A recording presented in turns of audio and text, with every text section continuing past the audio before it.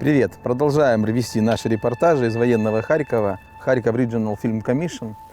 И мы на месте одного из таких мощных мартовских прилетов, площадь Небесной Сотни, которая много раз меняла свое название, и была и Михайловская площадь, и Скобелевская площадь, и площадь Руднева. И вот из виденных мною разрушений, когда меня спрашивают о том, что, на ваш взгляд, Максим, не подлежит восстановлению, ну вот это пространство, оно, конечно, уже так и останется, наверное, и это расчищенные завалы. После войны здесь будет что-нибудь другое, новое.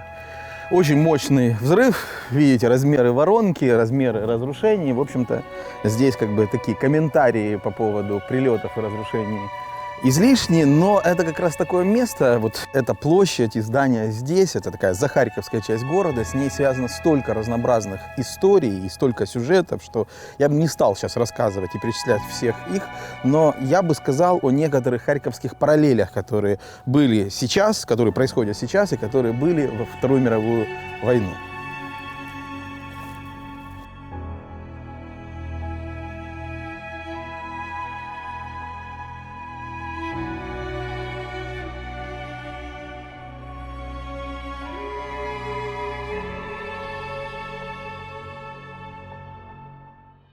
История всей этой площади, огромное количество сюжетов, а главное, очень много выдающихся личностей, которые жили в этой исторической части Харькова, которая так и называлась Захарьков, то есть за речкой Харьков. Например, год назад мы снимали для одного нашего большого видеопроекта о истории харьковских врачах клинику, первую психиатрическую клинику в городе, клинику доктора Платонова.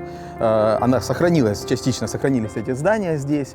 А рядом прошло детство, юность такой знаковой для Харькова, и не только для Харькова личности, как Николай Барабашев.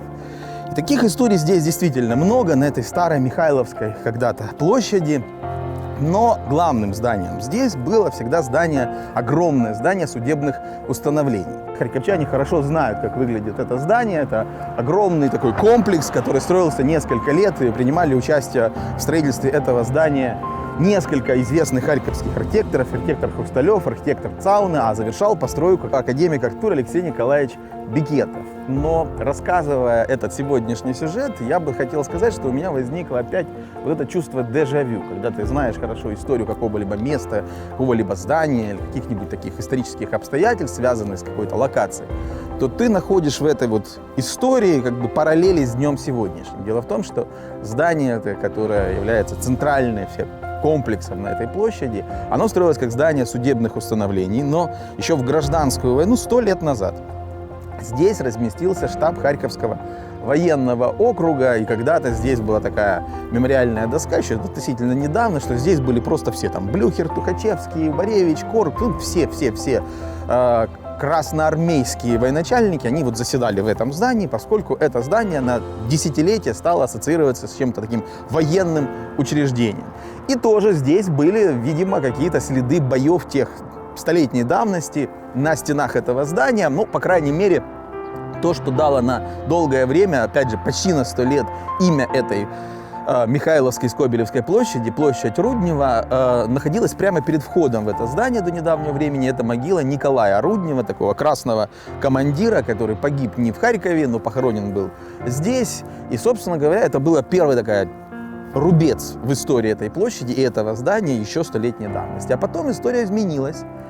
Наступила Вторая мировая война, и здание это обстреливалось, поскольку действительно оно было таким, опять-таки, военным учреждением в Харькове.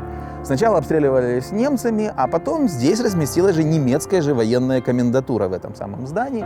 И во время отступления немцев из города в 1943 году здесь тоже были такие уличные бои, и какие-то происходили события, разрушения. Даже есть воспоминания о том, как уезжавшая немецкая грузовик, отступающие немцы, из борта грузовика разбрасывал какой-то немецкий ефрейтор марки просто в толпу, в народ, потому что уже все, их вывести невозможно было. И действительно, с тех времен остались еще старые такие следы на теле и этого дома, и этой площади, следы времен Второй мировой войны. Вот этот артефакт. Проверено, мин нет, Егоров, 23 августа 1943 года. И это, на мой взгляд, не столько артефакт той Второй мировой войны, сколько скорее символ освобождения. Проверено, мин нет. И каждый год к майским праздникам эта надпись подновлялась. И теперь, мне кажется, ее подновление, ее обновление имеет уже такой двойной смысл. В общем, проверено, мин нет, сержант Егоров.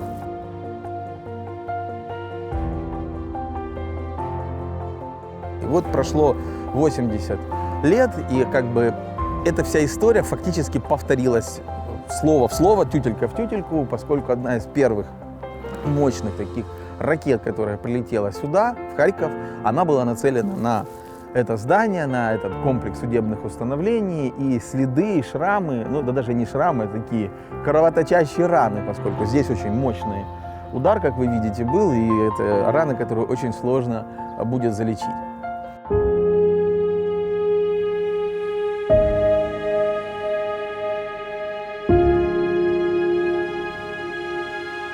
Вся эта история, весь этот сюжет, это просто еще одна страница в истории города, в истории Харькова.